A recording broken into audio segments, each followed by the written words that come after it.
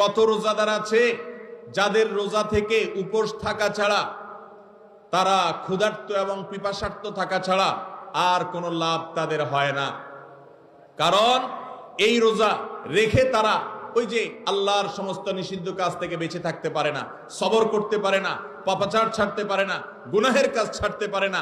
রোজাও রাখে আবার অন্যায় কাজও করে। মনে রাখবেন, রোজা শুধু পেটের হয় না, রোজা শুধু পেটের হয় না, রোজা শুধু নিজের ক্ষুধা, তৃষ্ণা এবং যৌন চাহিদা কন্ট্রোল করার নাম নয়। এগুলা রোজার মূল স্ট্রাকচার।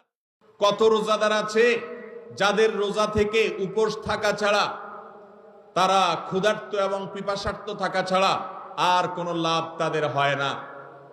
কারণ এই রোজা রেখে তারা ওই যে আল্লাহর সমস্ত নিষিদ্ধ কাজ থেকে বেঁচে থাকতে পারে না, সবর করতে পারে না, পাপাচার ছাড়তে পারে না, গুনাহের কাজ ছাড়তে পারে না।